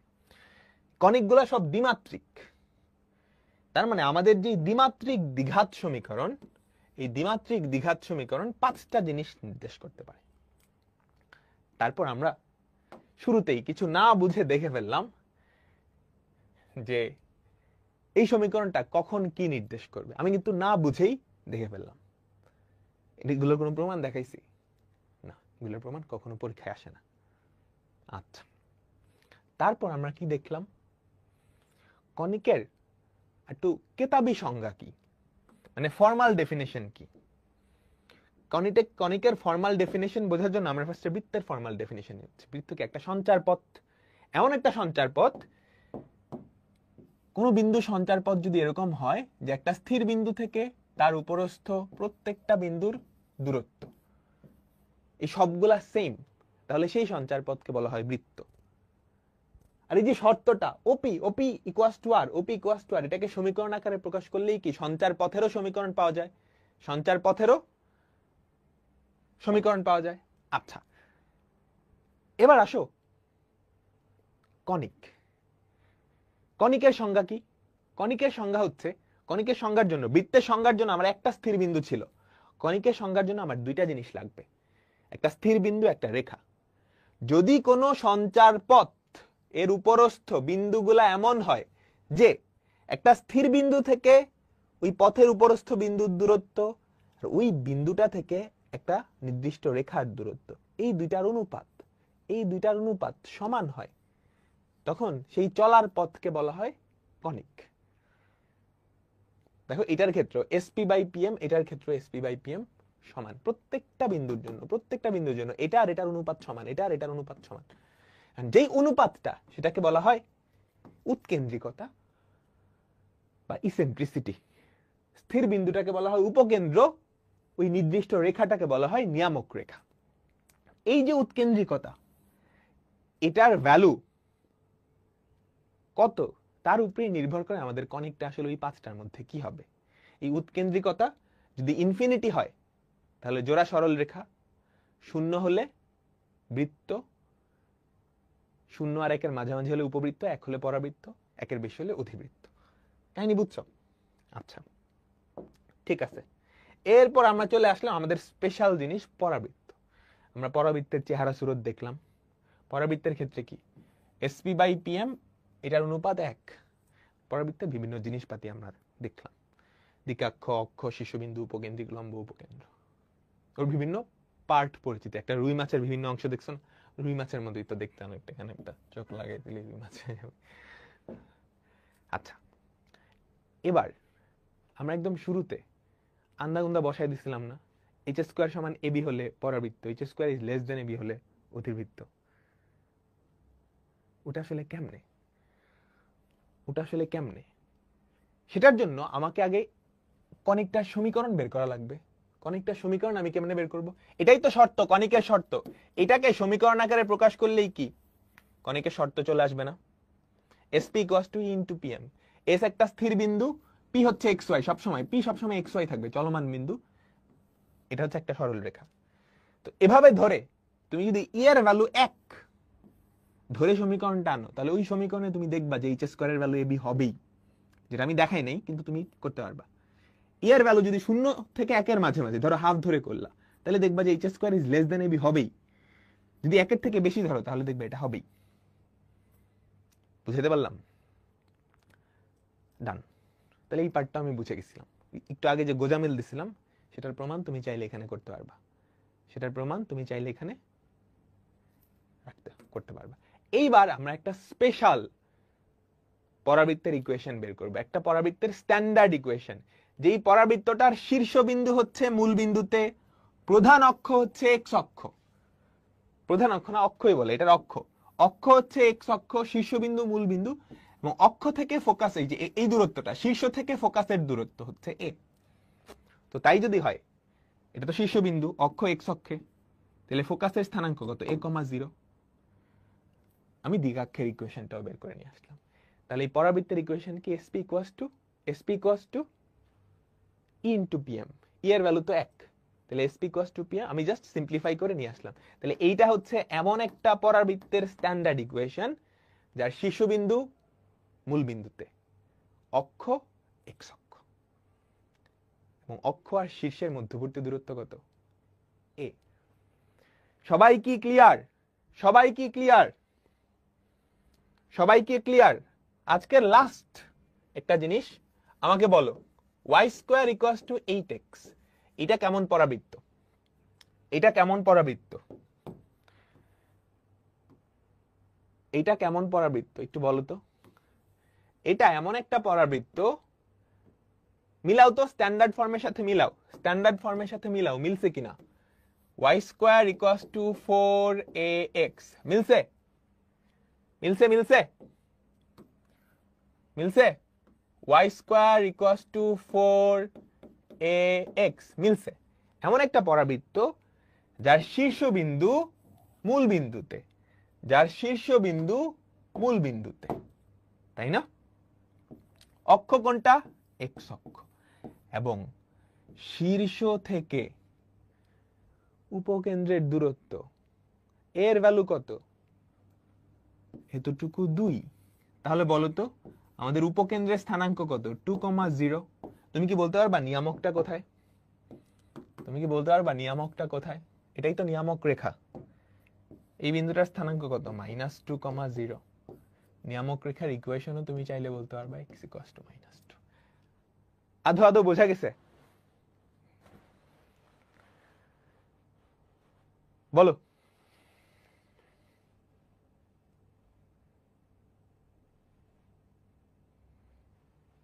আধো আধো বোঝা গেছে? ঠিক আছে, তো আমরা আজকে আমাদের ক্লাসটা এখানেই শেষ করলাম। নেক্সট ক্লাসে দেখা হবে। আমি জানি তোমাদের কাছে একটু কঠিন লাগছে, প্যারা নিও না, প্যারা নিও না, জাস্ট কয়েকটা ক্লাস করো, সব পানির মতো সোজা হয়ে যাবে, সব পানির মতো সোজা হয়ে যাবে। তো তোমাদের হোমওয়ার্ক হবে এই ক্লাসটাই তুমি আরেকবার দেখবা, এই ক্লাসটাই আরেকবার দেখবা, নেক্সট ক্লাস শুরু হওয়ার আগে এই ক্লাসটাই দেখবা, ঠিক আছে? তো আল্লাহ হাফেজ, বিদায় নিচ্ছি, বিদায় নিচ্ছি। ভয় পায় না, এটা হচ্ছে কথা। আল্লাহ হাফেজ।